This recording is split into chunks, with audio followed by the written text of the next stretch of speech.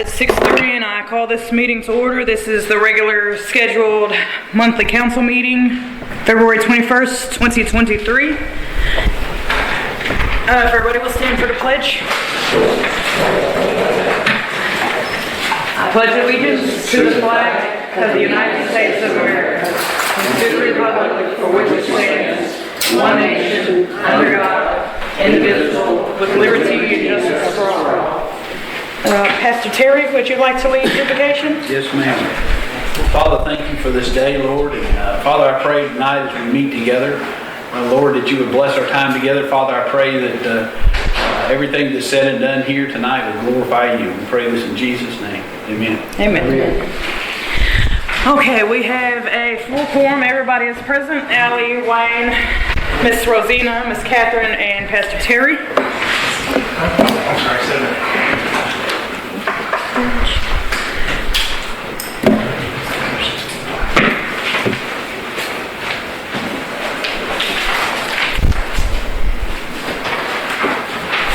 Okay, Monty, you're first. Okay. Alright, most everybody knows maybe I'm Monty Lackey. Hopkins County, this weekend, 4-H, FFO. Throughout Hopkins County are having their show at the Civic Center. It's going to start Thursday evening, 3 o'clock with goats and lambs, and then they'll kick off Saturday morning, Friday morning. I believe it's going to be 7:30, 8 o'clock, and I'll start with chickens and go to pigs, and then I'll go to steers and heifers. Get a chance or an opportunity and you're that way, come on out and support the kiddos. So, anyway. That's this Thursday, Friday? This Thursday, Friday. And then the sale is Saturday. Premium sale Saturday. Does this one have the carnival or no? No, this one does not have a carnival. What is the? We got tickets. I'm sorry. We got tickets to pass out for one of them, free admission. That's the circus. Oh, what circus? Yeah. I'm sorry. What is that? It's the kid gets in free and the adult pays, I think it's $25 if you pre-pay. $10. Is it? $10 online and a free kid. And then briefly, I'm just going to mention this. The livestock ordinance that you guys have been working on, diligently on, the repeal on that, there's nothing in there for file at all. My only concern with that is, and believe it or not, I kind of laughed about this, is if we've got roosters that get out there and get aggressive, and somebody's walking down the street, then where does that liability fall? And of course, and I've seen this, and I know the guys from law enforcement have seen it before. We get a cow or something like that, or a horse hit out on the road, mysteriously nobody owns it. That ear tag is not his, and it doesn't matter whether that ear tag ended up over there. I would be concerned with that without having any restrictions at all, as far as the fowl and the birds go.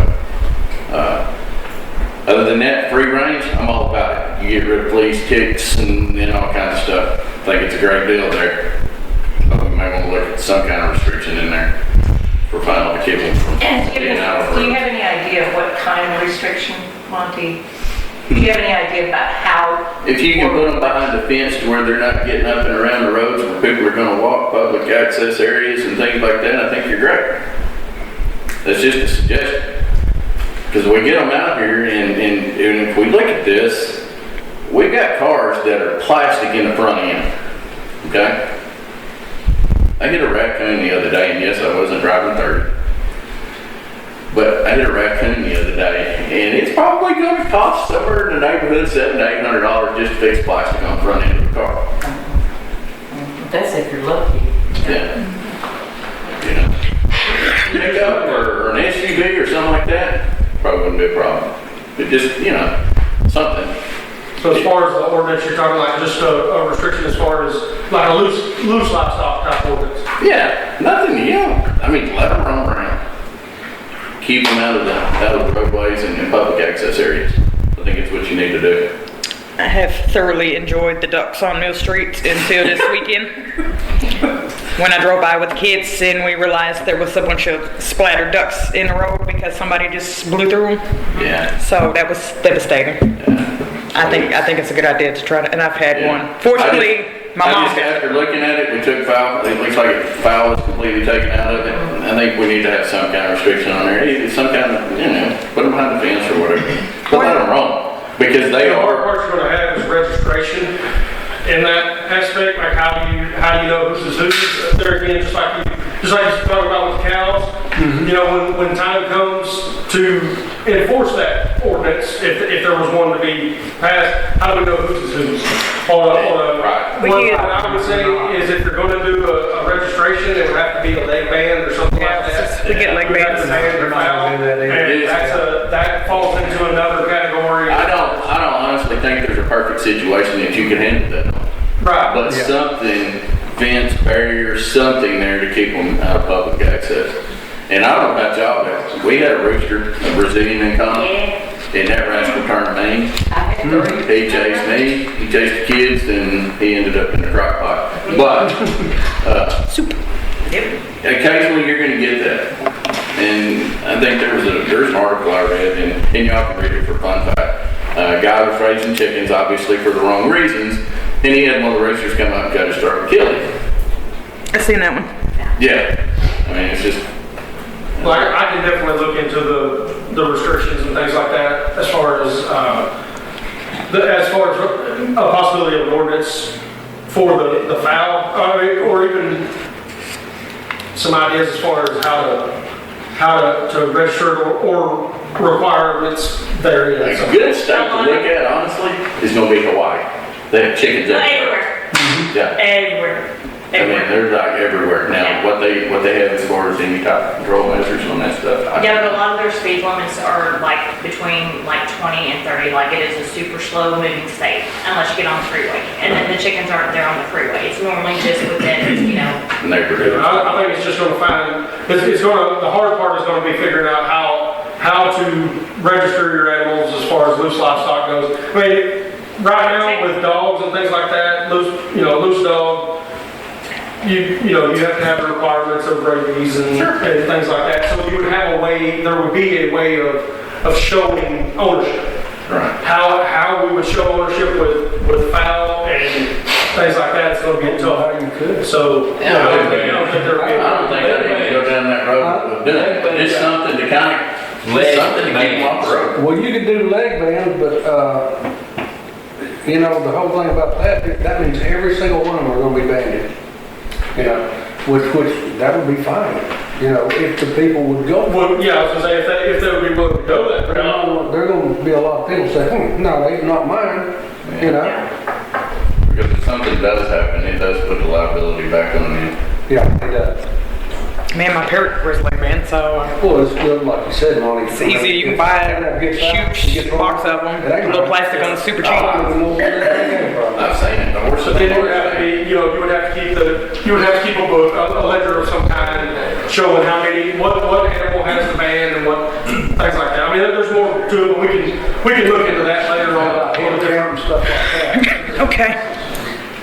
Because I guarantee you, Allie knows exactly how many chickens she's got. Yeah, but you're constantly making more, so it may be a constant. Yeah, it would. And gifting. Yeah. Make notes in your ledger. I gifted Jack over to Ember's house, so. Right, yeah, or whichever way, you would have to be, and that would be a maintenance thing for the people that own. I mean, I have chickens and ducks and geese and everything else, so I mean, that's something I understand, but it's like, it would be a revolving ledger. I mean, it would never stop. Well, another concern that I would have with this is if we don't put any restriction down somewhere as far as housing, who's to know that we don't have somebody building a 40-foot chicken barn in the back of their house? True.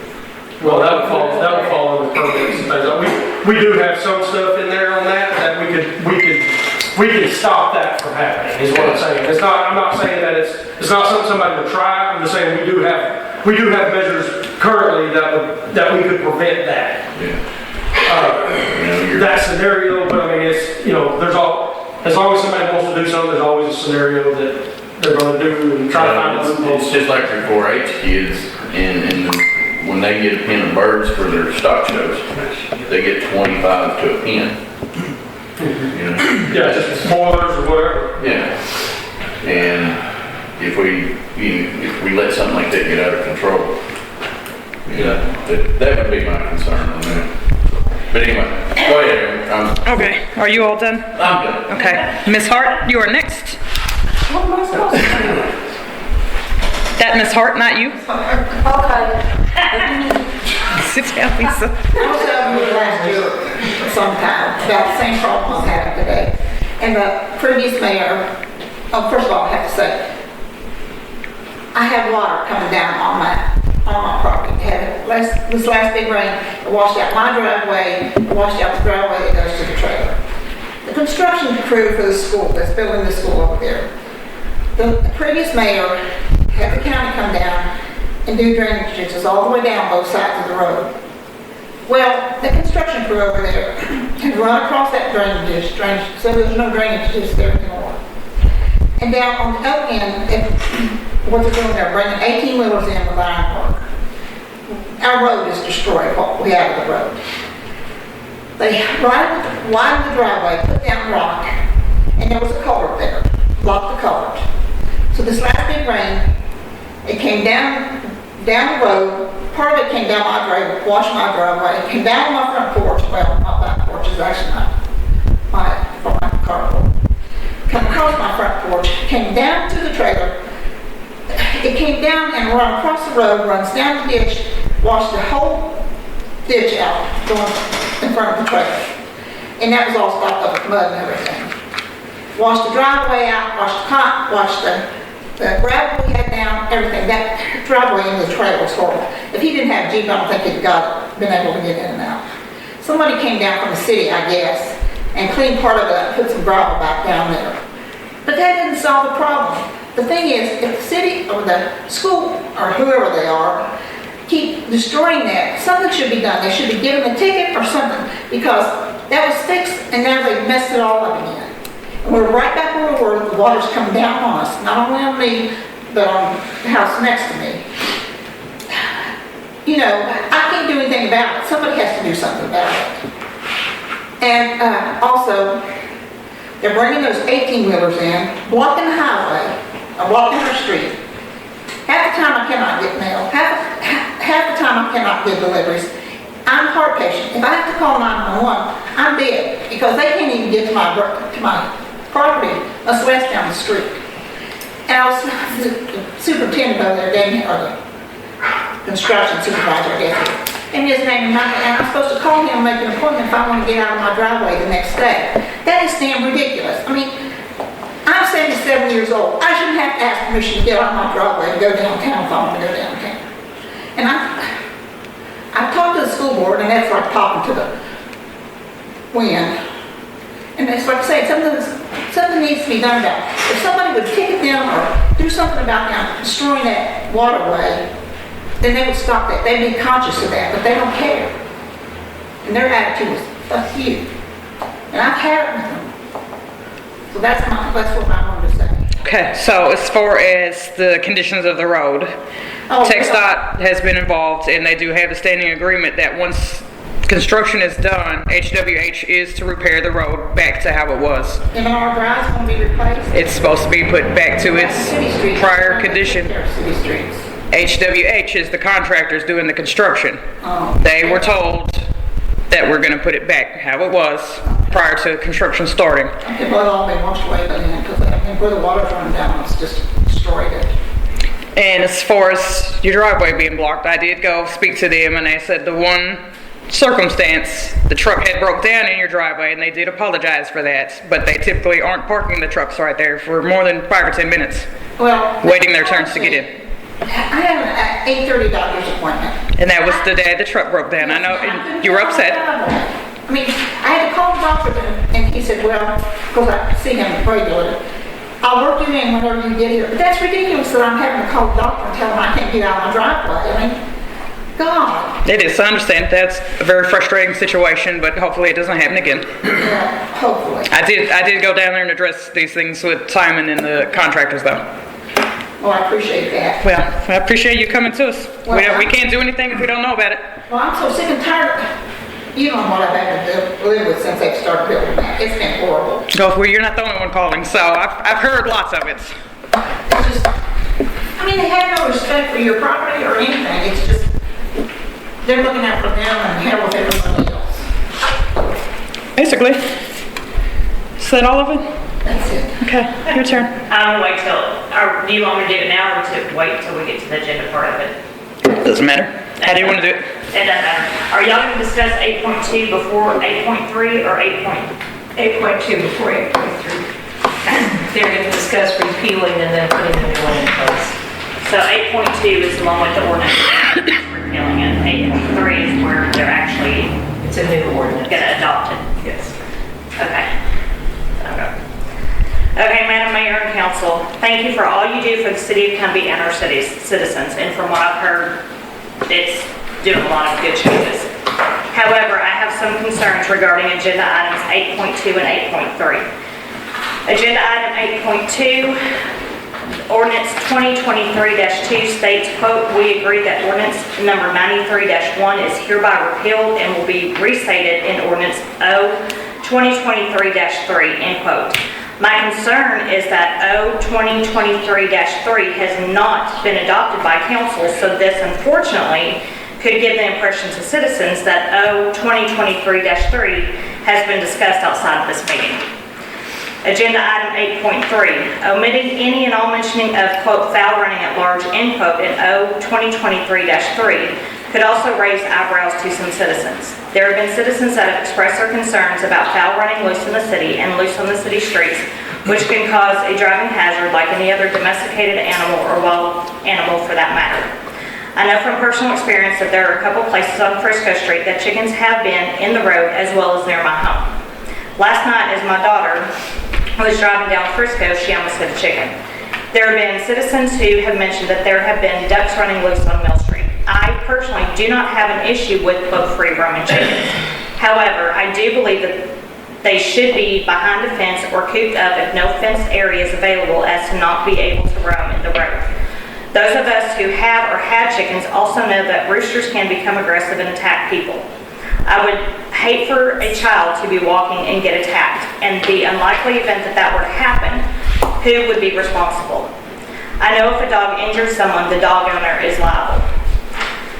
Just for clarification, if there are other ordinances regarding livestock or any other type of animals, any part or section of those ordinances that are not in direct conflict with O 2023-3 would still be in effect, correct? Thank you for your time, and I know that you will make the best decision for the benefit and well-being of all the citizens. Thank you. Okay.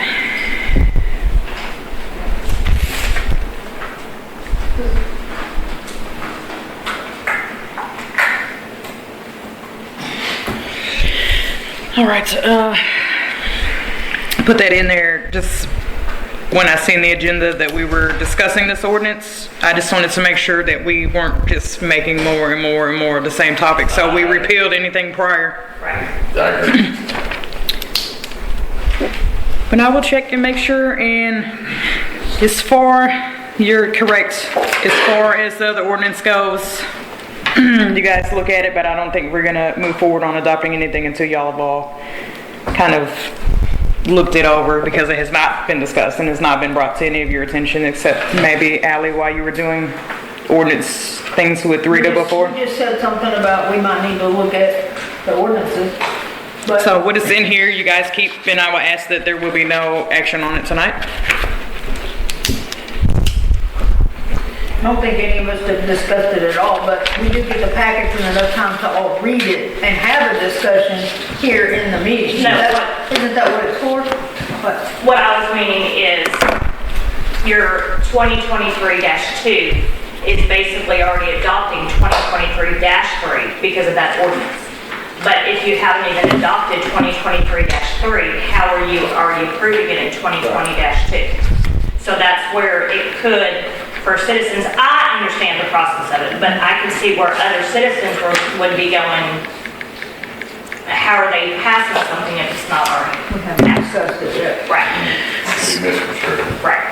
Anybody else that would like to speak? I should have said this when I was talking. There's a hole in front of my house that was supposed to have been filled in a couple weeks ago. Okay. It's still not filled in, and that's another part of the problem. That's blocking the ditch that as we rain, it filled up with water, ran straight down into my porch. Okay. Would you like me to address that? No. Council comments? Anybody have anything? Do y'all want? I'll go first. We have reserved City Park for April, and it's a little ways out, April 8th and 9th. April 8th would be a community Easter egg hunt. Are you ready for me to say this to the public? Yeah, no. Okay. We haven't made flyers or anything yet. April 8th, we're looking at the community Easter egg hunts, and April 9th, a Easter sunrise service at the pavilion, which we will make flyers and post and share. Aside from that, moving along with wastewater treatment plant. We have, the start date was the 1st of this month as far as environmental stuff and a couple of things we have to look at. Policies that we have to adopt. But it's all approved and awarded.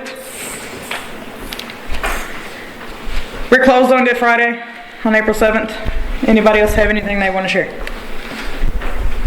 What? Does anybody else have anything they want to share? I just want to thank Ms. Duckworth for all the work she's doing on. You are a busy bee, Yes. I promise. Reading this, you've been busy.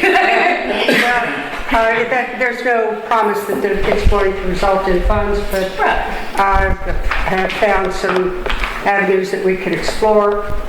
And I've also contacted Brookshire's, HEB, Kroger's to see if, and Aldi's to see if they would be interested in siting a market here, a small market with perishables.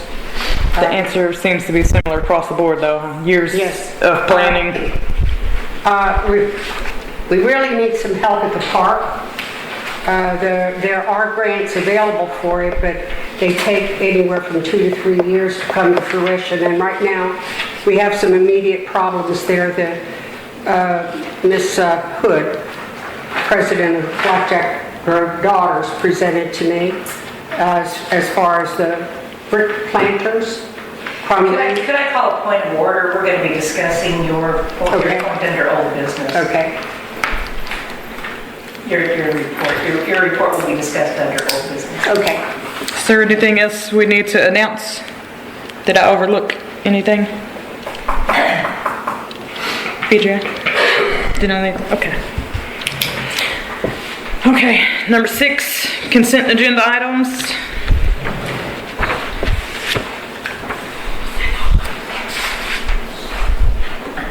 Make a motion to approve the consent agenda. I second. Motion has been made and seconded. Ally? How do you vote? Yes. Wayne? Yes. Ms. Duckworth? Yes. Catherine? Yes. Terry? Yes. 5-4, none against, the motion carries. Can I just make a point on the financials on the consent agenda? And I apologize, I was not paying attention close enough to say this before you approved everything. Okay. We have the auditor that's in here working with us on starting 21-22 audit, and she has been working with me last week. We're trying to correct some entries. So on your accounts payable, you're going to see some outstanding payables that look really weird because they were I think there's a payment that shows Ryan has a check and it's not true and correct. So you're going to see some old 2021 payables that are not true and correct. So we will be completing our cleanup this Thursday. She'll be back to complete that cleanup. So apologies, this came out to you in the package, but we're 3 days behind the finalized version of it cleaned up. And I'm happy to resubmit or whatever we need to do as well. The P&L should be correct, that you have in hand, the P&L should be correct. Thanks. Okay, moving on to old business. Updates regarding the recommended use for ARPA funds. Would you like to have officer in the PD report, have officer introduce? Yeah. We don't have an item for that anywhere on here? No, it came under the PD report, the PD department report. Okay, well, go ahead. I apologize. Chief and Caleb? So we're not tying them up. Clay was still all in the room. This is Ace, Officer Caleb Hackney. They're a new combo together. They start March 1st, so we'll have the K9 program again. He's a 1-year-old, tell him. He's about 14 now. He's trained in narcotics. He's not a bite dog. So 14 months. he's super fruendly. He likes the public. He likes all the kiddos. He currently works in a school district. So, he's super friendly with everybody. I'll be looking forward to saying hi to everybody. And super very obviously. A lot of good things coming with a single-purpose dog as well. Dual purpose has their place, and that's always needed, but this will be good for going into the schools and things like that, because the dog's not trained in diaper. It's a single-purpose narcotic protection dog. Not apprehension, somebody runs, he don't do any of that, he's gonna be like, we're playing, he's gonna play tag. We still have to do that. Yeah. Let's have a tennis ball with them. Yeah. They have a tennis ball with them game on. Ace. It was actually just easier for me to say in super short, so. They start next Wednesday. We're excited. Welcome, Ace. Thank you.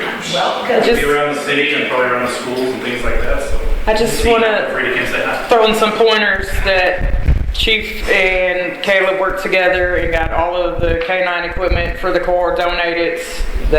He's coming with no additional cost to the city. So it's a huge perk for us. He currently has a ton of help with local That's out in there, the bike dog. His vet services are free of charge. He's got a vet donated to us.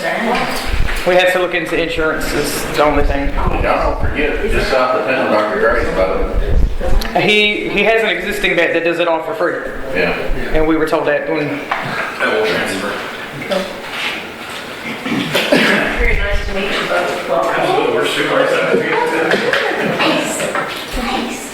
I'm super excited about it too.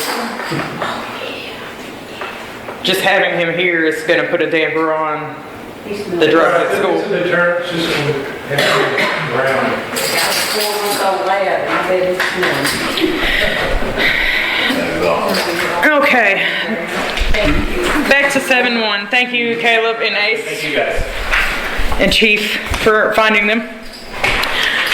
7-1, the ARPA funds were grant monies that we received previously. They are now open to be utilized throughout the city, except for they cannot be moved to other accounts and held on to, and they all have to be used by the end of the year. With that being said, I'm sure everybody has noticed, we have 2 new patrol vehicles. Chief found us a deal we couldn't turn down, so we took them. And they're 2016 models, so they're new to us, but they're very well maintained, and we did our due diligence, and they're going to be very cost effective. They have the inner door panels and they don't leak oil and they go over 55 miles an hour. Correct. Knock on wood, very good. The black one will be fully in service after Saturday. I got to put straps on it. Everything else is functioning. White one went in service today. And we're gonna try We're to. replacing the truck and the 2010 model top. And our plan is to sell the other 2 vehicles so we can recoup part of the costs back into the ARPA funds to be utilized in other parts of the city.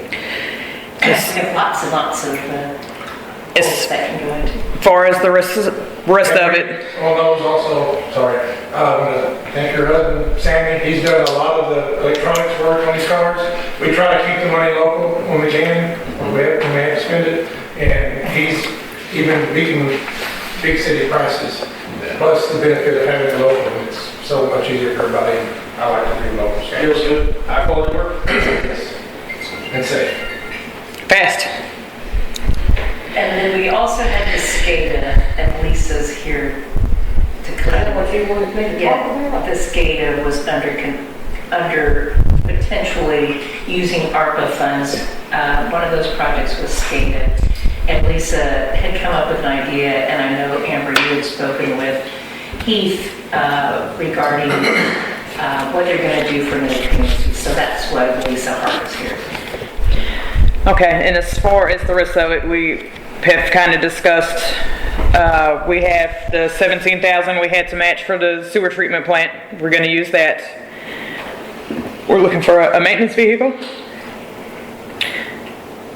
What is the company that Lisette is with? Project Management? We're gonna pay our expenses to those guys. Still trying to figure out if it's gonna cost us money to get a new water line to the school. I mean, we've tried to ration it to the best of our ability. Because if we don't use it, it just disappears at the end of the year. And then we still have 15,000, 16,000 used towards broken sewer lines that may occur and to finish out First and Frisco. I on the list. And the next Did you want two items, Did you want Lisa to address this too? yes. Thank you. I don't know what I'm supposed to. You discussed the cost or what to utilize in the state. Well, it's just that people kind of get a false knowledge about what SCADA really is, and it's basically just the interface, the computer. Programming. With an expensive program that you'll be, most of them are around $20,000 software license per year. But if all you were wanting was to get your data from A to B, which A being the water plant and B being here, there are other options that you can do and other programs that you can use on a computer that you don't have to purchase the SCADA software. This is relevant just to catch everybody up because Cumby is letting us know our technology is becoming irrelevant. We're not going to have phones or alarms or anything, so we have to figure something out. And we're going to try to use some of the ARPA money. You can use radio Heath McGraw is working on one with Miller Grove, and he said, we'll sit down and talk about what he's doing. He'd be the one to talk to, but the SCADA, I wouldn't, just listening, and I don't know anything about it. But I don't just listening either. to it, if you've got some kind of ROI where it would save you money, maybe that $20,000 a year is not a bad thing. No, If it can save you $20,000 it a won't year, save you any money. or if you've got some kind of ROI on it, return on investment. There's not one. I think the majority of people utilize it who have big plants. So you can sit here and shut that plant off, pump A, pump B, whatever. You know, you can shut them off. From anywhere. And you can do that without a SCADA system. That was my point I was trying to make. You're gonna invest in the same things, whether it be radio frequency, cell phone, you're gonna have to buy those anyway. Yeah, Miller Grove is very similar. They're small, low income, and SCADA is for a system that's at least 1 million gallons. Miller Grove even for sure would be worth it. he was here a couple of days ago and said, we'll sit down and look at the process and what they're figuring out over there, and we can see if that's ideal, because the SCADA system, $150,000, just to implement it, and it was crazy.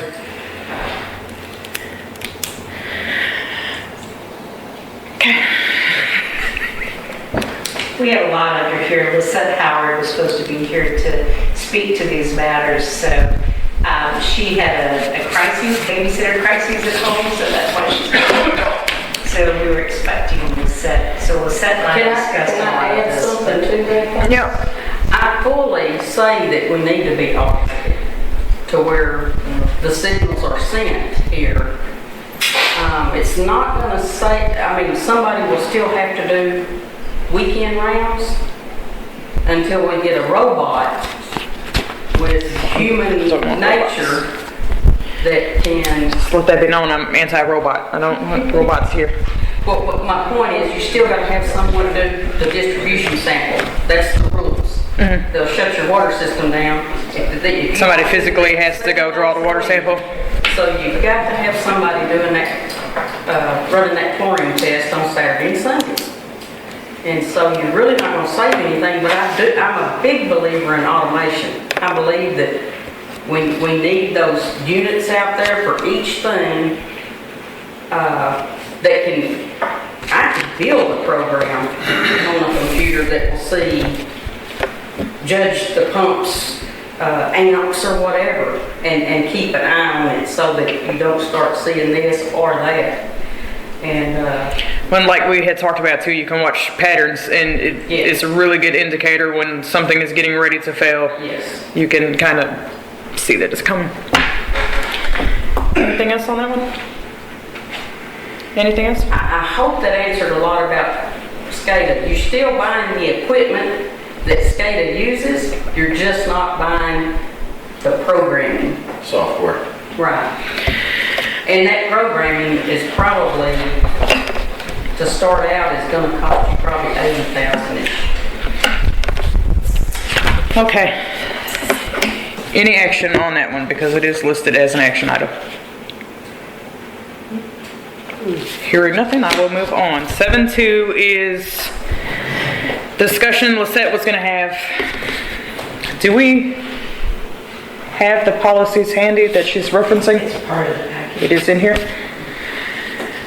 Okay, I'll read this out to you guys because she sent it just right before the meeting. It says, please accept my apology for my absence this evening. I can be available by phone if you have any questions. This is Lisette Howard from Project Management dealing with the grant for the wastewater treatment plant. The civil rights resolution is required for the new 2022 CDBG sewer improvement grant. These are policies required by HUD to be in place to receive the grant funding.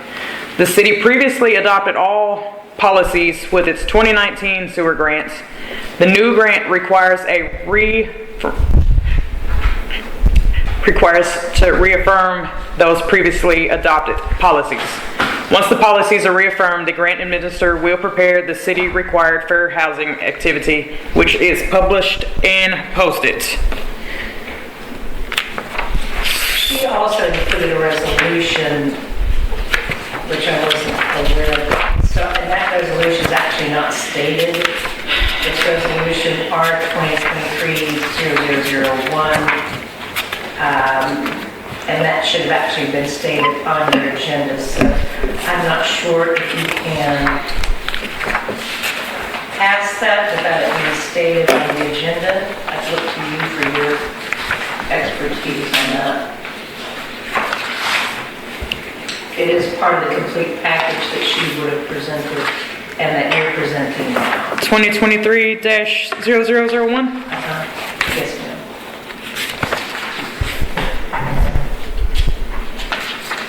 It is listed on the agenda as the adopt necessary civil rights and fair housing policies, discussion and action, and that is, the resolution is civil rights for the city of Cumby, Texas.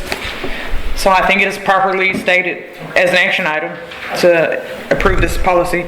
So this has to be done. It has to be reaffirmed to be able to finalize the funding and the activity on the wastewater treatment plant.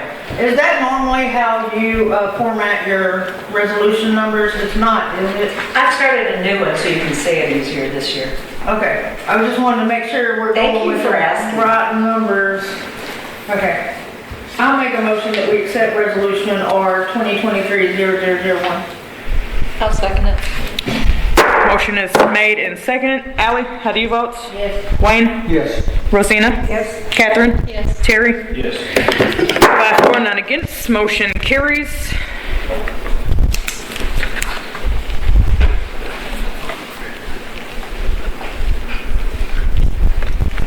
Do you need to share something with the class? Okay. And what that does Lisa? is basically qualify you for the grant. Yes. Right. It's kind of like the, It's almost a formality. Oh, I did have a question.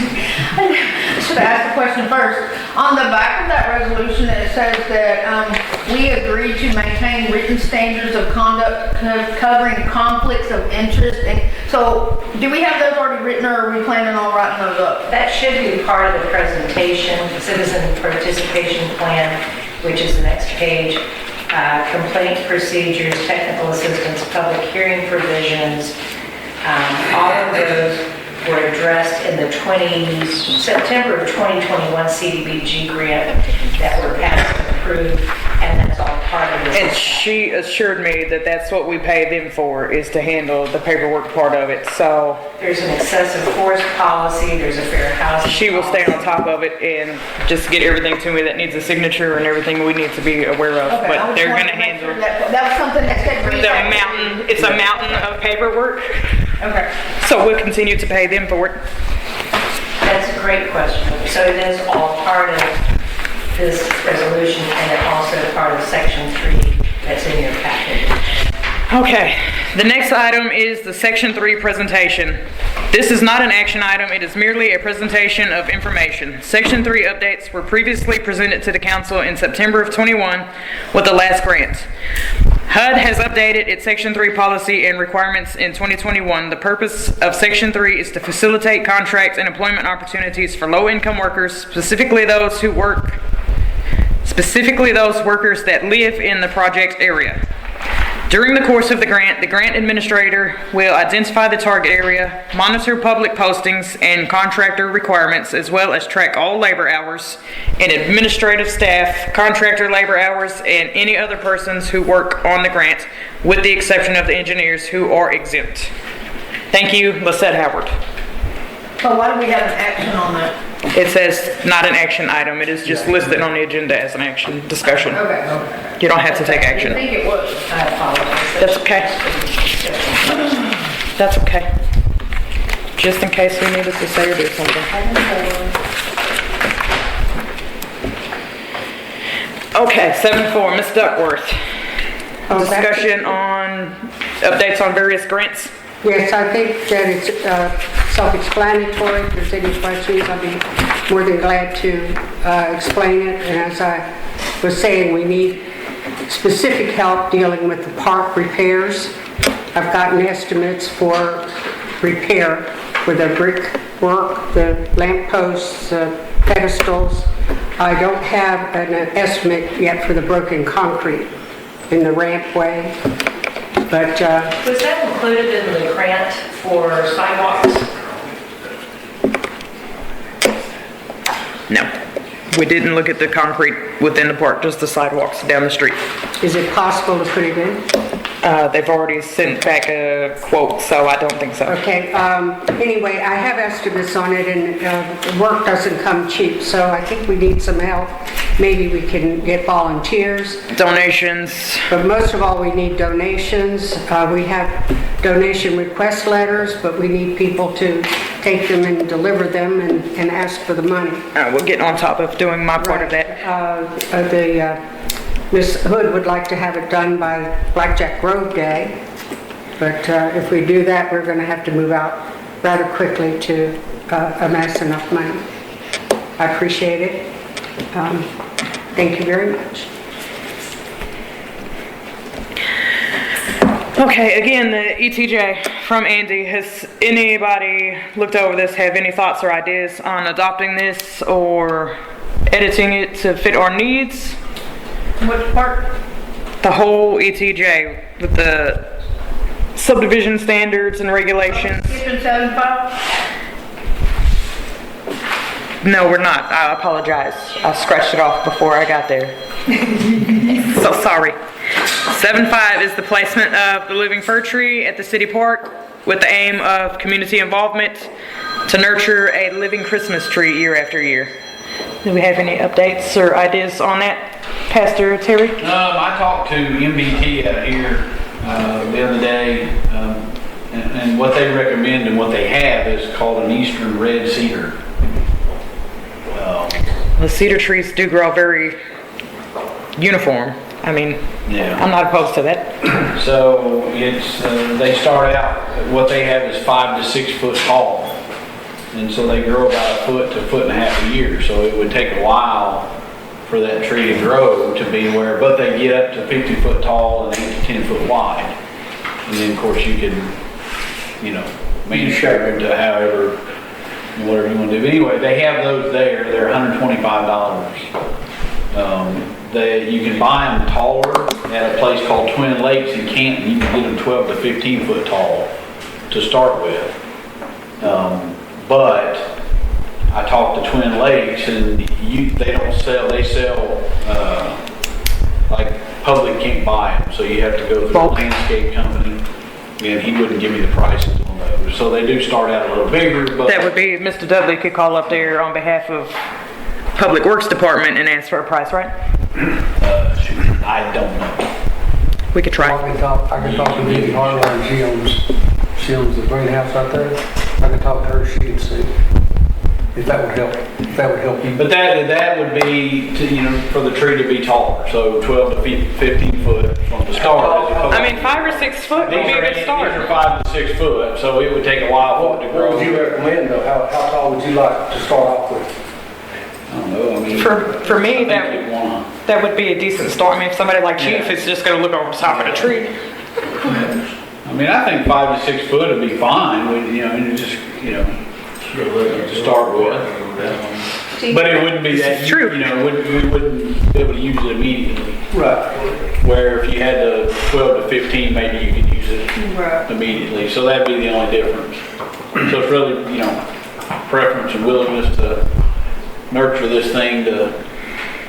Well, once you get a cedar tree. is pretty self-sufficient. You get it watered in pretty well, and Ms. Rosina can tell you, once you get it watered in, it takes root, it's gone. Or you don't have to worry about it again. No, it's gonna be put in place at a Christmas tree. Oh, okay. It would go right there. Just thought you were putting it in the. Just one. It's gonna be our living Christmas tree. Moving forward, instead of buying a replacement tree, and instead of tearing up the tractor and everything every year. So if you did it at the 12 to 15 foot, like you were saying, you would be ready for next year. Well, that would be the pot, yeah. But we'd have to go through a landscaping company, or someone else may have one, but they wouldn't sell or even give a price. My brother can go to the landscaping company. So I bet he could call on behalf of the city and get That's what I was a gonna price. say, we have landscaping, and a business in that resort that you could probably utilize to do that. But I think that would be the best way to go, and you'd be ready for next year, to show it off. That would be the positive, is it would be ready to decorate come December. Does November. anybody have any action or discussion? Well, I was, maybe we could ask if they'd be willing to donate that. We could put a plaque or something saying, hey, donated by this company, so that way we're giving them advertising. And we get a free tree. Yeah. No, I agree with that. Asking them. Yeah. Any action or any further discussion? Okay. Now, back to the ETJ. So I read over a lot of, my question is, what do we think the pros and cons are of Just adopting that? having it in general kind of sets an energy for the city. Like moving forward, we're going to have a little bit of regulation and structure, and it's not just going to be a free for all to do and say whatever, however you want to house. I mean, But what is adopting the extra jurisdiction, what are the pros and cons of that? just having, it matches with the county. Like Andy had come out and talked that night. It just matches what they do within the county. So when he's enforcing code violations and stuff, we'd be hand in hand with what Hopkins County is doing. And it just, like you can't have a RV lot in your side lot. You can't do this on your property, and It would simplify things straight across the board between the county and the city. This is uniform, Yeah. uniformity. Yeah. It's keeping everything the same. But doesn't it make our jurisdiction wider? no, it just, No. this is just policy. This is just, That's all. This is a policy update. The ETJ, as far as what it's called, the extra jurisdiction, that's kind of misleading in what, I see what you're saying. It's kind of misleading in the naming of it, but what it boils down to is just giving the structure and policy layout of what we already do as far as the fire department and the police department and things like that. Yeah, I read all that stuff, but on here it says that you're actually taking in an area outside of the city limits. If you opt to do that, Right, so, it would fall within that. But in order to do that, you're gonna have to annex and all that, which requires a different route and system to go. Automatically, we have a 1 mile radius from the city limits. We already have. Yes. We actually go into Hunt County. Yeah. Quite a bit. Any action or discussion there?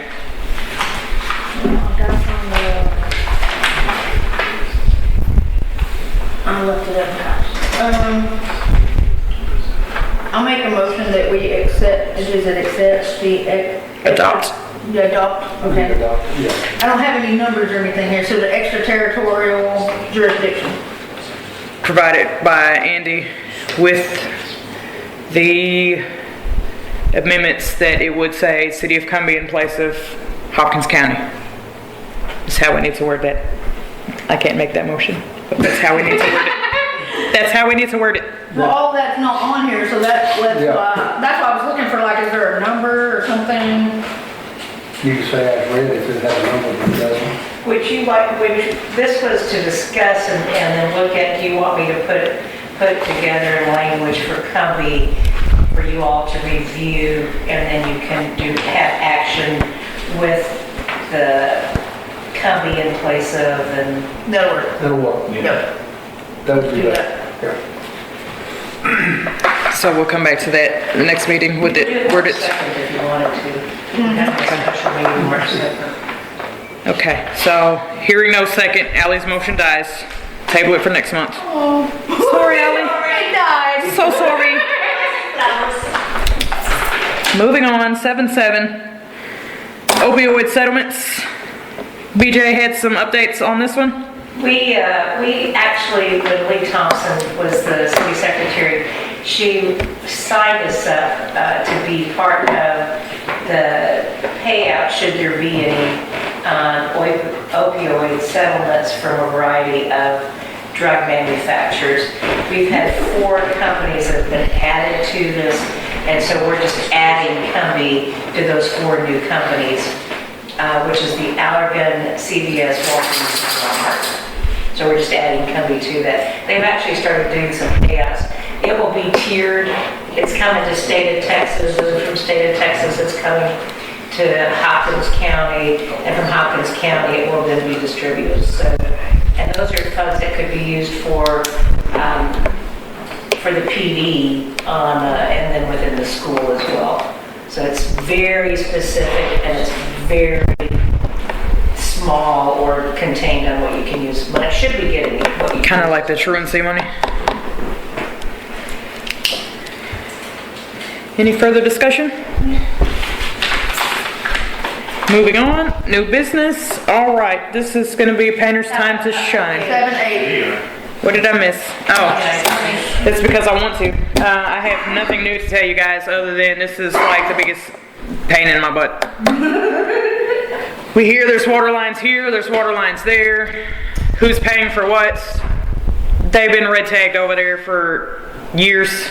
They knew they didn't have water pressure, but suddenly it's my problem and I have to pay for the line and I'm not going to. That's where we stand with that. So, anybody else have any questions or concerns about that topic? No, I think that's good. I've spent enough time talking to all of them. BJ attended a meeting in my absence on the 14th, and they said Tony broadcasted to everybody that they've been red tagged for water pressure every year that he's been there, so they knew when they made their plans for the new school that they did not have water pressure.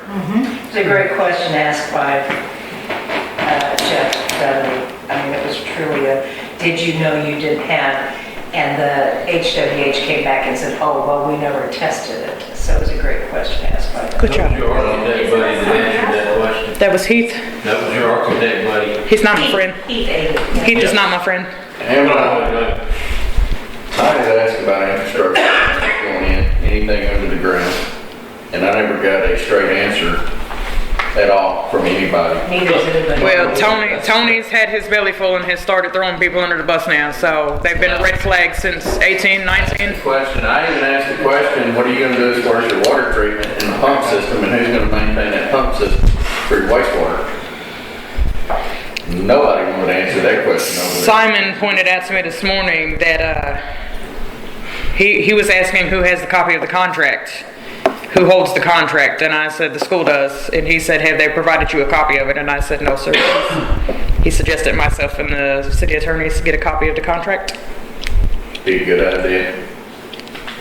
It should have been provided to us in the beginning, and it was not.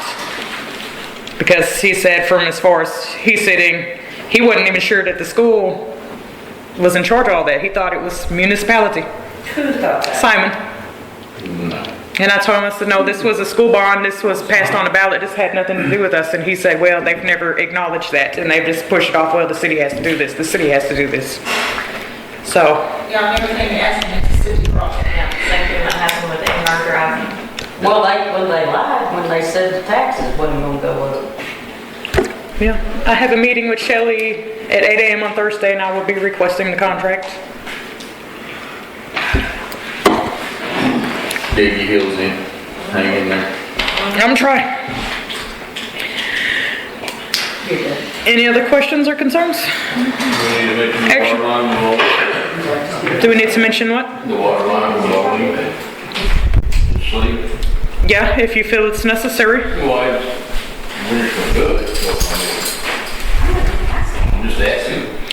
There's a 2-inch water line that HWH has ran over and busted 8 different times now. Charge report. We do. We do. do.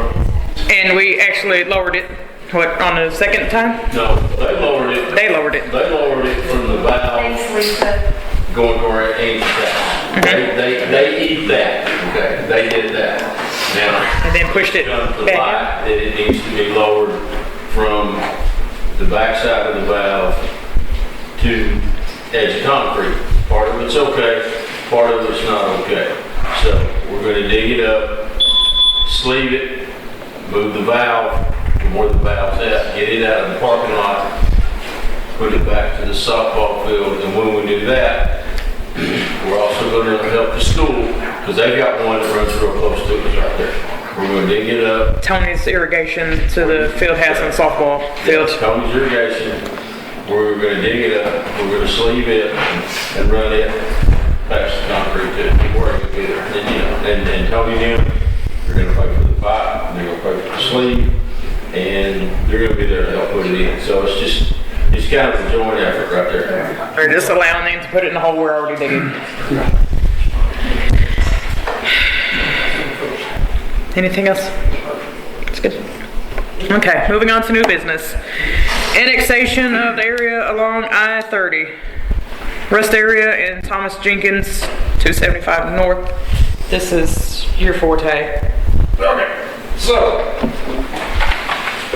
for everybody that is just catching up, this took a lot of legwork, just gathering information.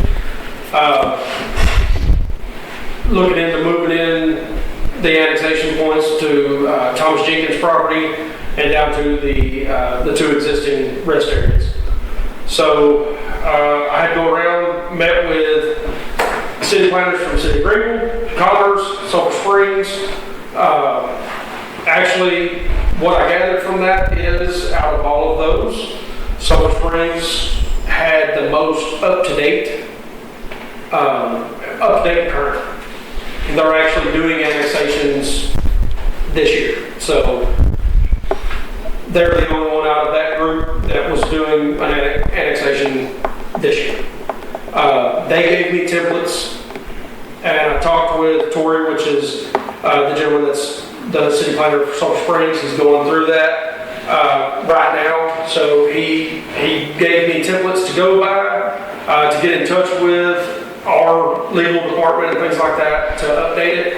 I'm going to take these templates right now. They have the city of Sulphur Springs on them. So I have to remove the city of Sulphur Springs from it, and also the address changes for City Hall and things like that. Briefly, just to kind of give you an idea of what it is, I'm going to spout out a bunch of stuff. These are the templates that I have. Petition to landowner. The petition to the landowner basically is a letter being sent to the landowner saying we would like to annex the property, and then have a plot map attached for whatever you're trying to annex. Service agreement. The service agreements go into fire department, law enforcement, and water. All right, though it basically just boils down to what we as a city are providing in the annexation. Resolution for calling public hearing, we have that template. Also, the notice of the public hearing and all of what we can and can't do, that'll be provided to y'all as well. Affidavit for newspaper publications, things like that.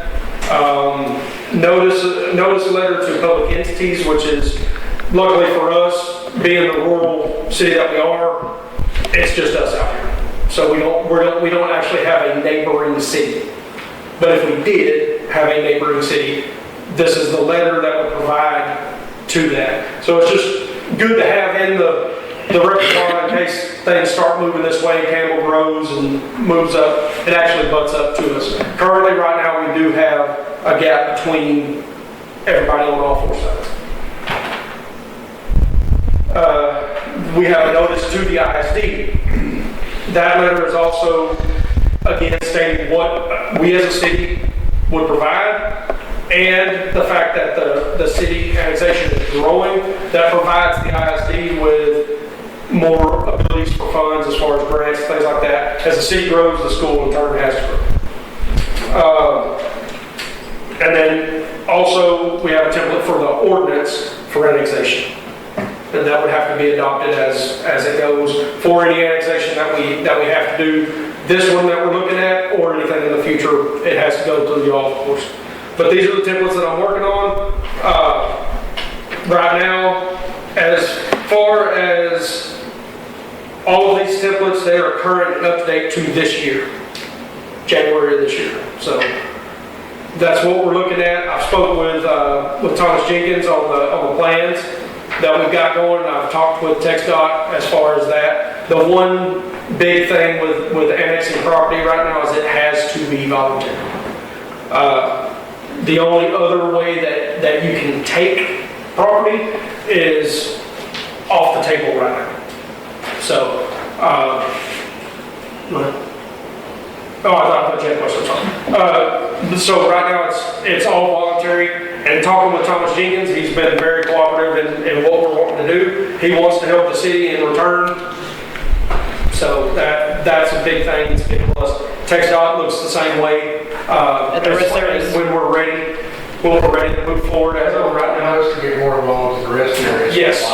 So that's something else. Citations for trucks and 18-wheelers. Because that is currently not ours, that belongs to county. So one of the big things that people talk about from the city, and I get this question all the time, did y'all see this down there? Did y'all see that down there? Did you see the wreck down here? What were y'all doing down there? On and on, right? So TxDOT management has met with Chief and myself on separate occasions requesting more of our patrol time to be in those rest areas. It's kind of a catch-22 because we want the work that comes out of it. We want the citations, we want all that stuff, but there again, it's not our jurisdiction. So it's something that we have to work on as an ETJ because it does fall within our ETJ. And that's how we're working it right now, but it would be more beneficial for us as a city to have it annexed. So does private, Because the county is fully 100, and just to throw this out here, it really doesn't make a hill of beans, but county is 100% behind us in us taking that. Because we do have I-30, but not the rest area. And like he told me, but I-30 is the only it's the only way to the property. Is you have to go through or. When that was created, they wanted to be. Yes. Yes, and wanted to be underwater, they wanted, yeah. are there any private homes that this would annex in? The TxDOT portion, is that what you're talking about? Yeah. Any of it, no, it would all be voluntary. Yeah, so it would have to be voluntary. So no, as far as like the properties in between, no. If it can, and that's where this letter comes in. Notice of annexation. It gives them that ability to Only if they want to say, yeah, we would like to be a part of it, or no, we don't want it. And if they say no, the only other way is eminent domain, and it is off the table right now. So it's not even an option. So we're strictly going for voluntary, anybody who wants to Yeah, be. but currently, right now, what we're talking about annexing for this is 2 voluntary things that's already been in the works. This is something we've been working on as far as economic development, trying to bring in more business, get some things in here to where road frontage, put Cumby as a place to stop. They're looking into signage and some other things that would help. And of course, they've been working on the bond. I know everybody saw that. Sports bar, the RV park, gym, some other things that are going to be up there on the road frontage. That would all benefit the city as far as sales tax, things like that. Currently, right now, if it all goes to the pot, we get none of it. Right, so the only thing that would happen is the state would benefit from sales tax from whatever they've got, and that would be, So we're just looking at frontage, we're not looking at taking on anybody's home. Okay. Right. We'd be looking at policing and protecting it. They get the letter, and then they say. Y'all would be responsible for answering police calls and protecting it, but we'd make nothing off of sales tax or anything else, so. Yep, and so that's one of those things where we can recoup some if we're able to annex it. We would be able to recoup some of those funds, and in the future, of course, the bigger you are, the easier it is to get these grants. Myself and Ms. Duckworth have looked into way too many of them already. So my question is, and I did the same thing with the school over here, would the city be responsible for the infrastructure going in? So currently on the boats and all that, water lines, and if we are responsible as a citizen, if we're at 85% right now, are we able to go in and actually set more water towers? So where we're at right now with these 2 voluntary annexations, and this was a big thing that myself and Mr. Dudley went over and looked at, they're both currently set up, the roadside parks.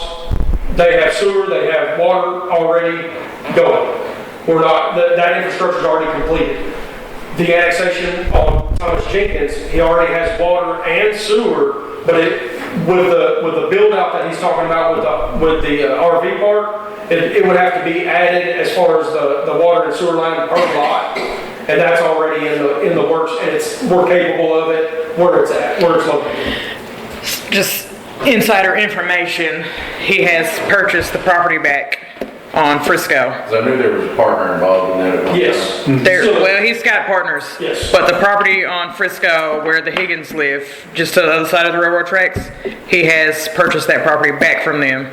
So they're looking to build or buy, and he's gonna take that over as like a management property, and there's a water meter there. He could just run the lines. We're not gonna go run any water lines through the fields to it for him, but he has meters and water lines right there that he's responsible for. He has a meter. Yes. And that 1 meter. Well, he would have more on the service road, right? I'm telling you right now, that's not. Well, what you're talking about is a question for him. As far as those go, whenever he breaks out into the lots, is that something that can be sub-metered or We're gonna set him a 2-inch meter. Yes. We'll be well within our connections.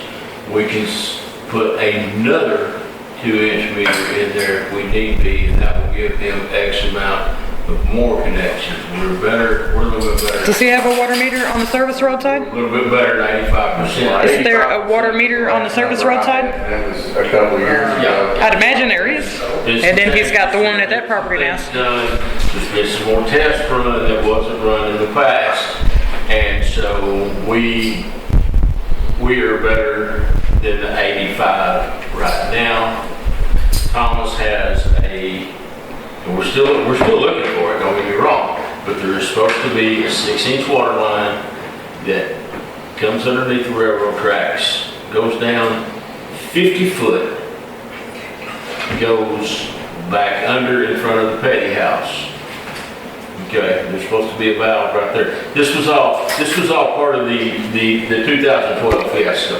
This is what this is all part of. Right. We finally managed to come up with a full-size set of prints, and we're trying to go off that set of prints right now. I put 2 holes over there that are 9 foot deep right now, trying to find this water line. think on one of them, we're pretty close to. But, you know, I've got my locates. They're only so good for so much, so I'll extend my locates, and that way, there's nothing over there. There's nothing on the backside of the fence. But if we get close to the front of it, if we get close to it, then my locates need to be extended, just so I rip that fiber. Here's the thought. Bits and pieces have come from every direction, and somebody made a suggestion. One of the grants that Ms. Duckworth is working on would be for a new well.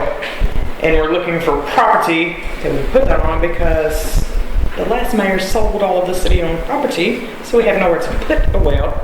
So if we get Jenkins to agree to be annexed in, and he's got all of that Frisco Street property, maybe we can get a piece of that. Put a new. Something about that. I think you might be the person who made that suggestion. But So yeah, that's what we're. now we have properties to look at there. If we can get him annexed in, Right. maybe we can talk about a tax break or something, give us a little corner over here, get a grant for a whole new well, and now everybody's pieced together. That would benefit the city Everybody. completely as far as putting in a new well to get more water. And it's always tough to Never get enough expensive. So it's one of those things where if we've got that capability after the annex, then we've got a place that could go, and that could also be worked in on the contract, things like that. I mean, this is all preamble stuff, but I mean, that's a good thing to look at. But back to the original question, yes, there is water lines and capabilities there. As far as the sub, I didn't catch it whenever you said, whenever you're sub-metering, when you got the 2-inch meters, because I know he's gonna start with the first 100 lots. Is there a way to come off of that? He is coming, we're digging it up, we're tapping it, we're setting the meter. We'll either set the backflow or he'll set the backflow. One of the two of us will set the backflow. And then from that backflow, he will take his water line and go all the way. Right, and that's on his cost, though. Yes. That's not us. The city's responsibility will end at the end of the meter or the backflow, one of the two. He's not gonna sub-meter it or anything, he's just gonna split up the water bill, I guess, per lot. Well, what he had talked about with me, and I don't know if that has changed, that's why I was asking that. What he had talked about with me was that he was gonna have a large 2-inch meter coming in from the city.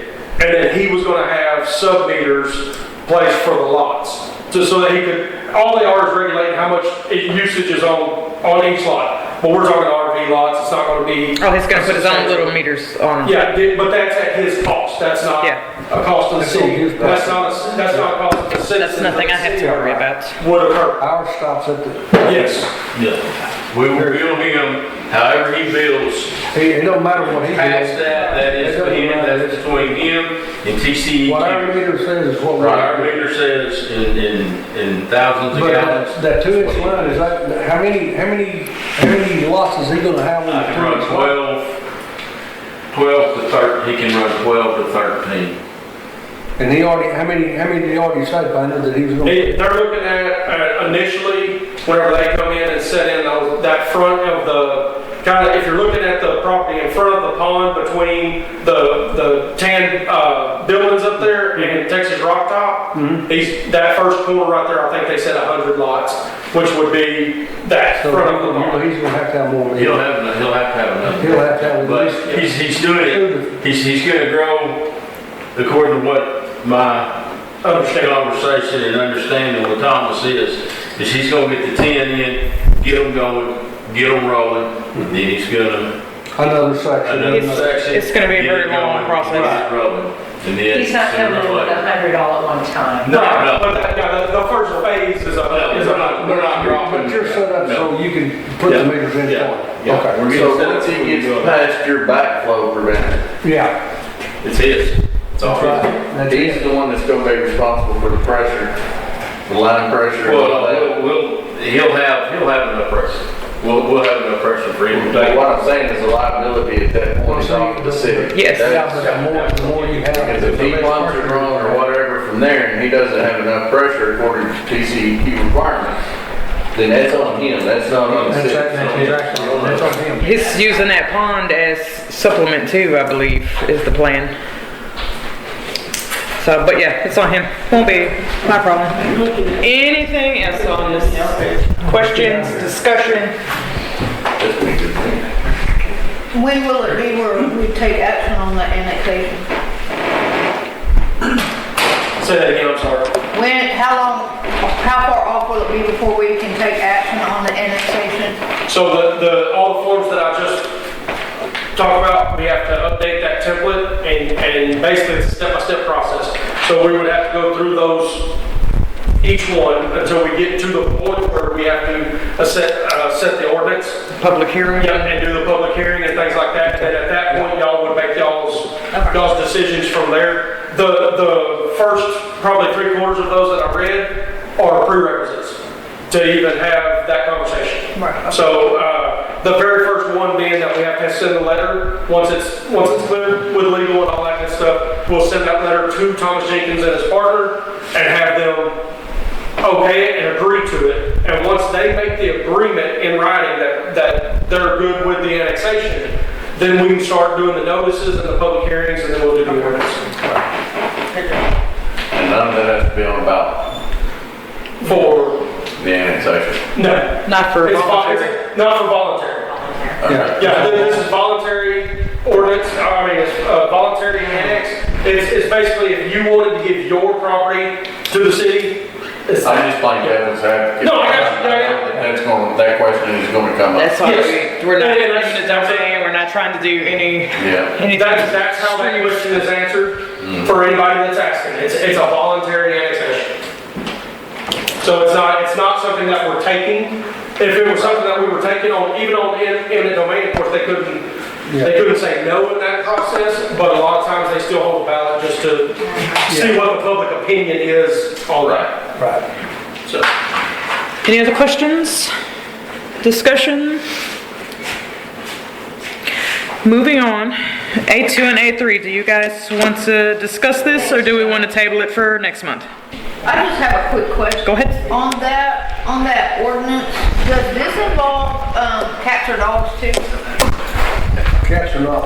Were they taken off of this or is that a complete? No, I thought they the- were on the same, or something about 6 dogs. Only thing that was removed was the chickens. Okay, so the cats and dogs are on Everything's- on a separate ordinance? No, Yes, there's something about, should be in the same ordinance. well, It's I that just ordinance. remember reading over it before when we were on the committee. I can tell y'all exactly where it is. The, 2008-11 where it actually already amends 93-1, it also amends 97-6. Knew there was another one. because I know that there's a ordinance about only having 6 cats and dogs together. 2008-11. That's the one. So basically, 2008-11, what they did is 93-1 got amended with 2008-11. What they've done is they still left the fowl at large. What they've done, they changed the requirement of land. Now, I will be very honest with you, I like the land requirements for this because when we were on the committee, I even, what was his name? He was a Texas Ranger, over. Both Fox. Okay? Cattle cop. Okay? To find out what are the laws in the state of Texas actually regarding livestock. Anyone who owns cattle, we pretty much know if you have an acre of land, depending on what time of the year it is, what kind of cattle you have, I mean, there's a whole bunch of different things that go in it. If you have a Hereford, you may need, and I'm gonna get it wrong, you're gonna need more natural grass than what you're gonna need for an Angus. But I like the That's numbers. not a true statement, that's just. Yeah. It changes per cow? Right, yeah. Huh? It changes per cow? Yeah, Yes. if you've got a mini Hereford, Yeah. or if you've got a Zebu, versus. That's why I keep chickens at my somebody that's- house. Yeah. Somebody that's raising, F, it'll be 13, 14. So that's, Guys, it's gonna take a different vegetative state for them to be able to graze on the main time. right. It takes acreage per cow. Right. Chickens, it's 4 square foot per chicken, no matter what type of chicken it is. There's no law in the state of Texas for chickens. That was partly what was taking the ordinances so long, because I wanted to make sure that when we redid these, it was following the laws of the state of Texas, so that it was actually running in line, which was why it was taking so long. No Which is law, but frustrating the everybody. Poultry Association suggests 4 square Yes, foot per bird. suggested, yes. Any type of chicken, any size of chicken, 4 But square foot a bird. You know what they tell you in 4-H, when you got 25 birds that they're gonna raise for fryers or broilers? They tell you a 10 by 10, 2.5 square feet. For all 25 chickens. For all Okay. 25, you're gonna raise them within that environment. That is the suggestion coming from Texas A&M. Okay, so where are the cats and dogs at? So, all right, everything. 2008-11. Okay, so, all right. I wrote that down. I knew there was a second ordinance I was missing. Everything is in 2008-11. Okay. What they've done is they put everything to do with animals into one, which was a smart move.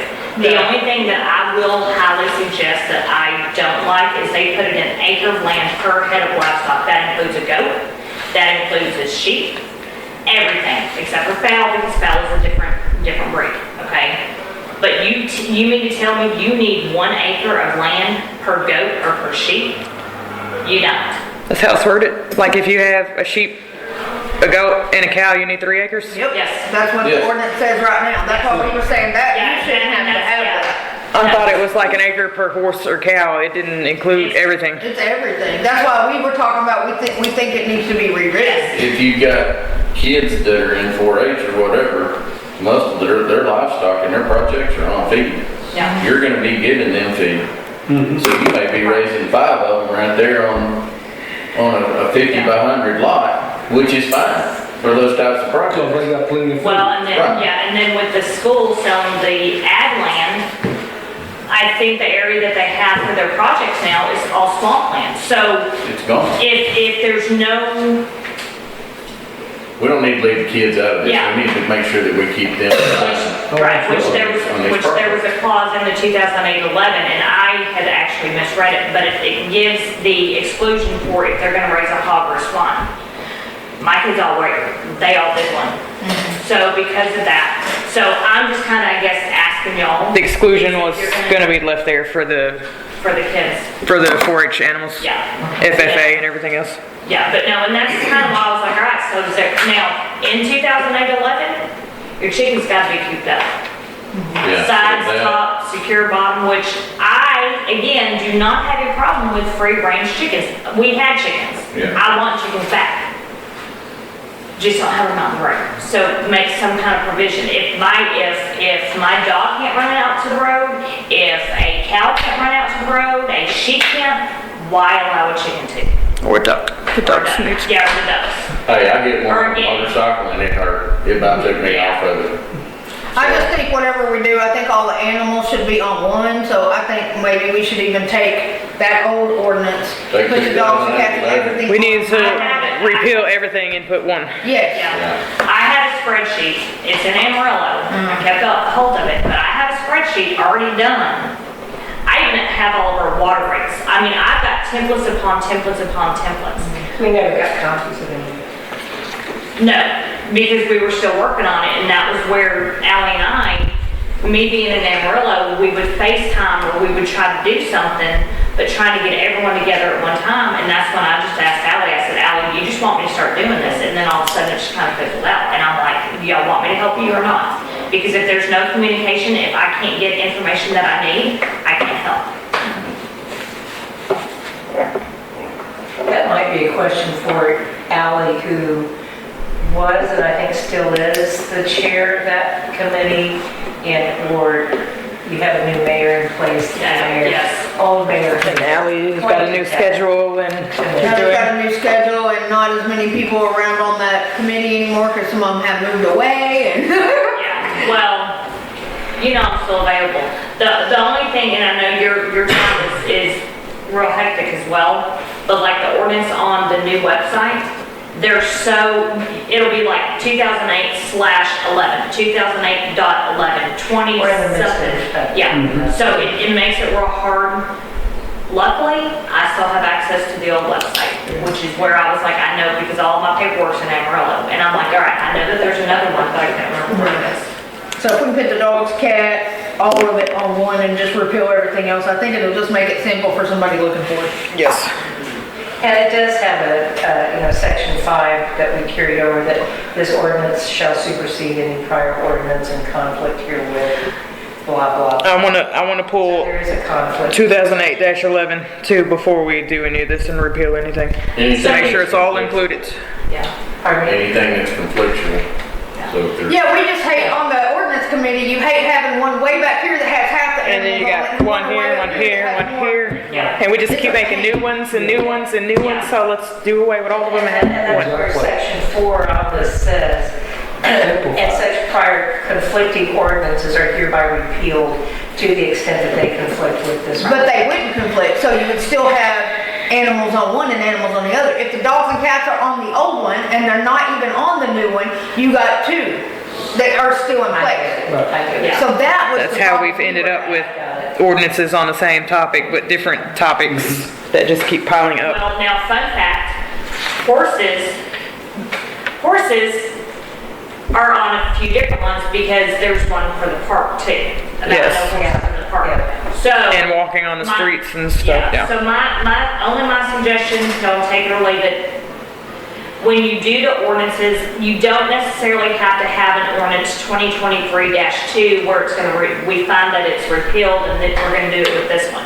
All you have to do is in the header, ordinance number whatever, will repeal 93, which 93.1 technically, really, honestly, is already gone anyways. So it was already repealed. You can put up in there repealing, and that's what was taking so long, is because you've got to go through and dissect, is this one, is this one, is this one? You repeal in the new ordinance, whatever ordinances that you're gonna do, and you're done. So 93.1 has already been completely repealed? Yeah, it got repealed. It was repealed with 2008-11. Okay, so that's the old one. What was 97.6? Those are dogs and your cats. Too many animal ordinances. Well, if you don't have them, stuff gets out. No, we need them, we just need them on one But spot. 2008-11, if you read it, Did 2008? it basically says you're gonna take these chickens and stick them in a box. Yeah. It didn't, they, Yeah. It's when not they beneficial did to these, anybody. they would You can have this conversation offline, yeah, if you don't mind. no, Yeah. yeah. I like the idea of pretty much 8-4? chickens myself. We're tabling the rest of that, right? Yes. A2 and A3, I would encourage you to table, but I can't make that decision for you. I make a motion that we table it to No motion, you just table it. 8-3. You don't need a motion. Oh, I thought you said that you couldn't make the motion. I can't make the decision for you, but I encourage you all to table it. Okay, can we table that? Yes. As long as nobody makes a motion to make an action item, then we will move on. Hearing nothing, let's move on to 8-4. 8.4 came up a couple of times. Yeah.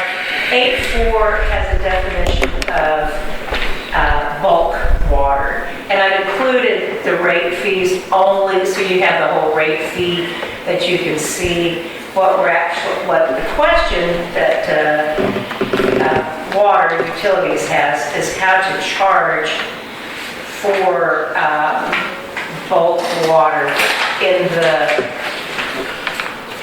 In the ordinance, it currently states load Up to 3,000 up gallons. to 3,000 gallons. I'm trying to find specifically where it is. Okay, here we go. Bulk water rate, $45 per load, maximum up to 3,000 gallons. Example, we have a guy come by with a 500-gallon bucket. He wants to get bulk water. So are we charging him $45 per filling up 500 gallons? We charging him $45 per, up to 3,000. Letting him fill the bucket up multiple times. And let him fill the 500-gallon bucket up to the maximum of 3,000 gallons. So am I charging the guy who only has a 500-gallon bucket $45, and I'm charging the guy who has a 3,000-gallon bucket $45? Right. So we really need a definition in City Hall on how to charge. The other issue being is, most of you know Vicki Dixon. She is taking her water trailer to Sulphur Springs every month every other week, and she's tired of doing that. And she does it because she can go fill her trailer up for less than $10. Yep. Because they charge per gallon over there. She wants to know, is there a way that she can maybe set up a utility account and pay like $45 a month and get up to the 3,000 gallons so she can come right here, half a mile from her house, and fill up her trailer. So, because it's an ordinance, it has to be a council decision of how we're going to break this down, but we need... I wasn't sure how to ask that. We need a better ability, because she's coming with a small little tub that she can fill up and take to her house to fill up her hot water heater. Because she used to come to my house. Cannot charge her $45 because she can just go right down the road to Sulphur Springs and take $8 or $9 every month to do it. I mean, we're losing revenue because we have people trucking water from Sulphur Springs. Yeah, well, I think so. I'm not trying to tell you how to do your business. I think it was Celeste, because I think Celeste, whenever I was interim over there, whatever. Sorry. No, you're good. I think that they broke it down to actually buy like gallons. Amber, you good? Yes. Okay. That's what I was looking at is... That comes up to a cent. Price per gallon. Okay, I'm not going to die. So, Thank you. So that, yeah, we need to know how to charge, and that question's come up time and time again. Could we let her do like a utility account for $45 a month? That'd be about the same as base water charge. Let her get up to 3,000 gallons. But you have to charge her more, because we have to stop what we're doing, go over there, hook them up, fill them up, wait till they're done, turn around, undo everything, turn the water off, and then go back on the other side of town and go to work. Or if we're out on that side of town, or if we're out on the other side of town, we still have to stop what we're doing and go fill them up. or do it by appointment. Tell them meet me here at this time. Designated a day and hour, like Fridays at 3 o'clock. It's the only time we're filling up water trailers, so be in line. From 3 to 5. well, that's what they did in Commerce back when we had the drought and all this, back in the 60s. That's what they did, and you had to have an appointment. I mean, that's just something that they did, and we all lined up with our water troughs to get water. That's what we did. So, that could be done. You just have to designate it where it would be good for you, you know?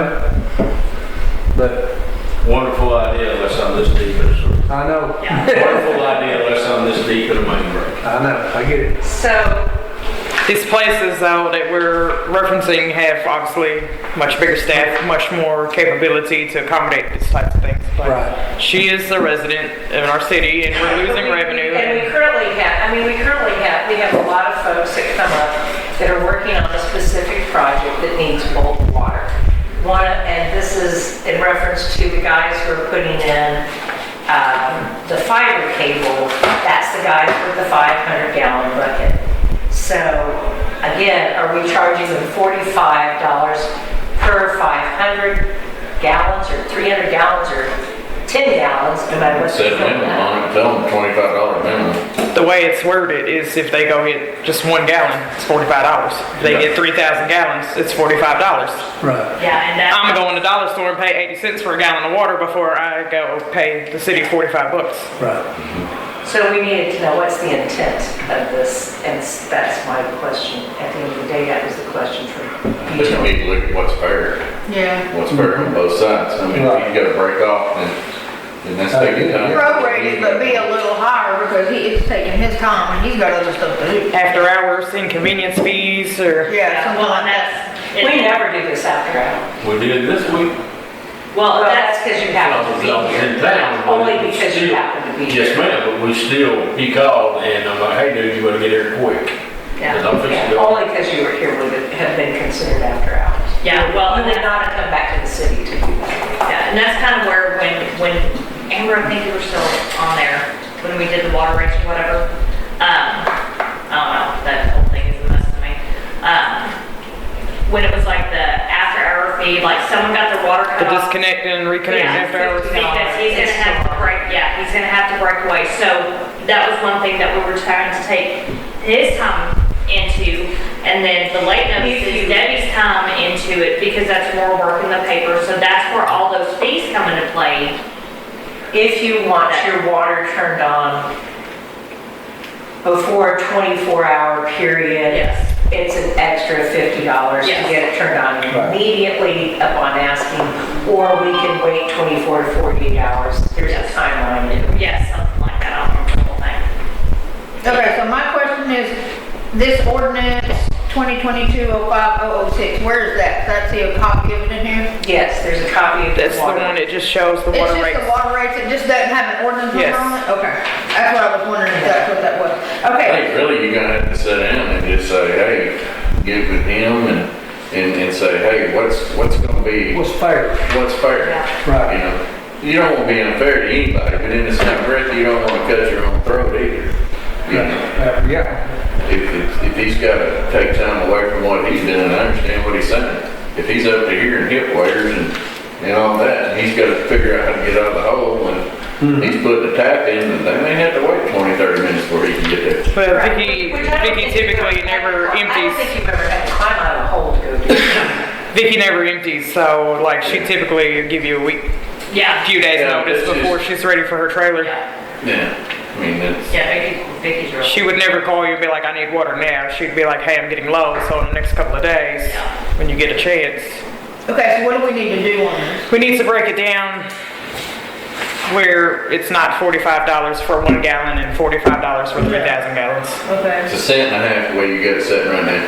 so do y'all want to prorate it out? Well, we need to sit and figure something out with maintenance and everything else, and what would be fair for like minimum, how to do it. Yeah. I think that's something you could probably work out in your department. I don't know if it's, We would have to bring the ordinance back though, because the rate is set in the ordinance. yeah. So once we figure it out, now you guys know of the situations and why it's being discussed, and Okay. So what you're saying is once it's figured out, then they'll put a new ordinance into place. we have to redo the ordinance. Really, you already got one. Review, amend, and do whatever you need to do. We have to. Okay. That's all I'm asking. It's set forth by council, and that's what I had to tell Vicky. She kept asking. I'm like, I'm sorry, it's got to go to the meeting, and that's not until the 21st because this is an ordinance. And she was like, no problem, just keep her in mind. Is she out right now? I guess I can get a hold of her, tell us I don't about the house. I don't know if So are y'all she's. gonna try to come up with something for the next meeting so we can try to approve something? Okay. Yes. Okay. Now, when you see Vicky in her driveway, it'd be all good. She get along. Lord, Can I send that guy with that $500? No. Absolutely not. I'm not that nice. Yeah, I was Everyone telling you, knows. you just let her drop my rates at our jaws. I need you to pay my whole water bill this month. Yeah. Okay.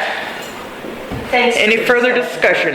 Trying to figure out how to do that. Next item is to close City Hall during lunch. I don't know when or how or why this changed, but there used to be a sign on the front door that said closed for lunch between 12 and 1, and all the employees left for lunch.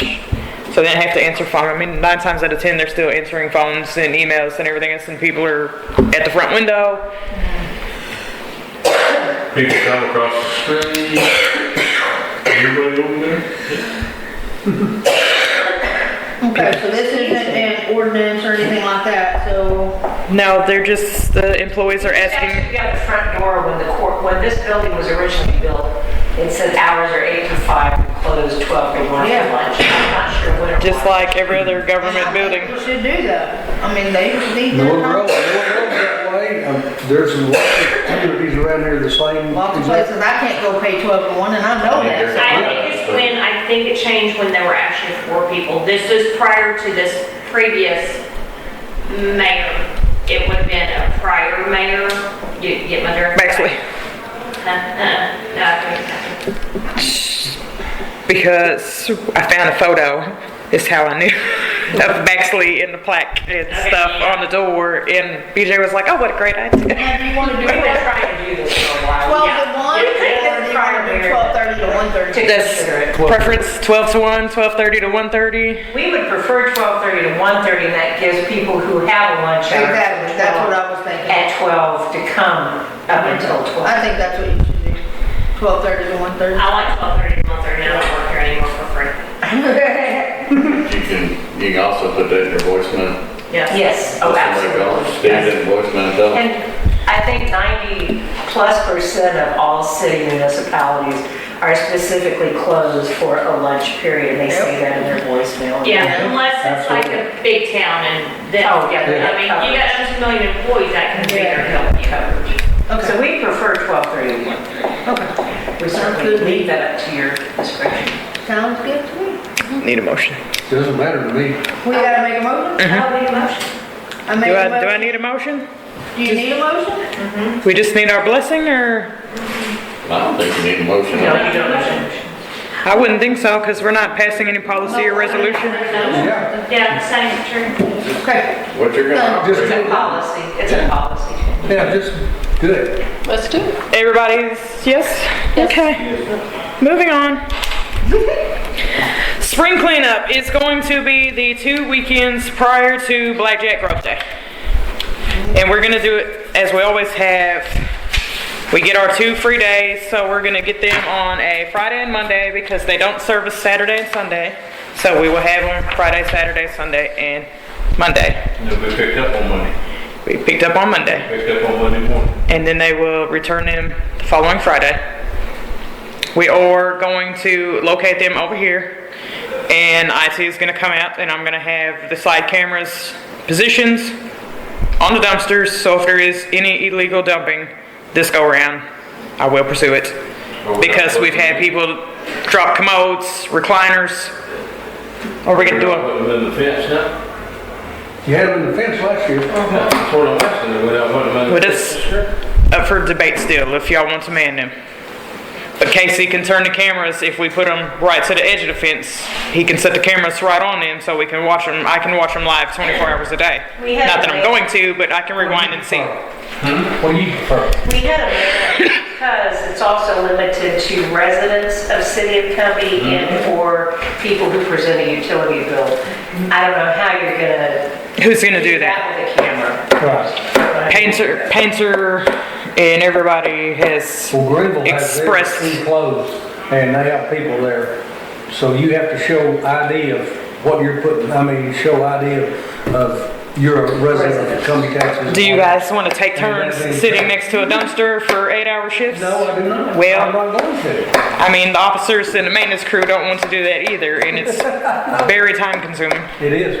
Pulls everybody away from everything all day to sit and babysit that dumpster, or I can put it in front of a camera. You need to put it on, you Doors open, I think that's nervous. can put it on the camera for it. If somebody from outside the city limits comes and dumps, as long as I don't see illegal dumping, because I think it's the best we could do without pulling all of our manpower. They've got an opportunity to dump over off 26th. Precinct barn? Yeah, They still open over there? I believe they are. I know it's just on Monday. I know it's just on Monday. Be there because I haven't Friday, been. Saturday, and Sunday.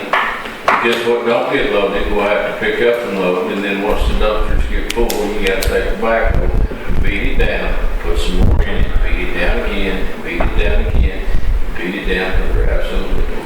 I come in, what, 4 times, 5 times last year? Because we didn't have nobody else to run back. But you still gotta come in, and, you can have a dumpster, if people come in here and throw 2 or 3 washing machines away, 2 or 3 sofas away, 2 or 3 big items away, then your dumpster's full. Yeah. And so you're in there getting positioned and beating it down all the way across, and then going through and beating it down again. So what, If you want to put them outside the gate, that's fine. But we still have to know that people are gonna dump that aren't necessarily in the city limits. That goes on everywhere unless you're standing guard like we did last year. And we didn't check everybody's driver's license. Yeah, and we did, I forgot, we worked out would you have a lot piled up beside it that then you're gonna? Oh, we had people shoving toilets and recliners and all kinds of junk out next to it, just around the general area of where the dumpsters were. Yeah, we'd have to pick them up. But we've got the capabilities to do that. This is just another part of it that it's still, whether somebody dumps in the middle of the night, then they dump in the middle of the night, and you still have to come in there and clean that up the next day. if they weren't inside the fence, where would you put them to ease people to get access to them? Put them outside the fence. on the Right to the outside of the fence, right here in front of the cameras. And it wouldn't block that alley for for fire department? If we put them up against the fence, going through the loop, now it'll have to be going through the loop. I don't know if you're gonna get cameras over there or not, but they will be able to pull up, throw it in, go beside it, and we'll take care of it. That's what we did. And we did work out the hours where we could have Shane work and man the gate a Saturday and Sunday and then take off Monday and Tuesday for his weekend. So we didn't push everybody into overtime and work them 7 days a week and exhaust them. Okay. So is that inside the gate or outside the gate? Or you guys will just let us know before we order it from the public? Probably I'll make a decision when they're pulling in with the dumpster. Pardon me? I'll make a decision when they're pulling in with the dumpster. Excuse me? We had to have a sidebar about that one. Okay. Thank you. Whatever it works out best, I'll hear everybody's opinions. He wants them in the fence, I want them out the fence, we'll figure They it don't out. necessarily have to be in the fence. I'm not saying they necessarily have to be. If you want it manned, then they need to be in the fence. If we can go out and do some stuff on Friday, come by and check it, and we can come by and check it. That's what I would do. That way he can do some other stuff and then he can come back and check it and push it down or whatever. But we're still gonna have to flex schedules. There's no way out of that. Okay, we'll know soon, within the next day or two, where they're gonna go. We'll sort it out. Do we need any motion, any discussion or action? Y'all gonna take care of that. Are y'all okay with the dates? Yep. Okay.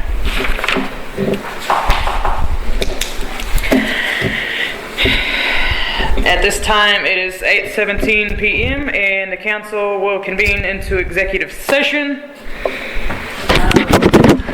And it is the very last item.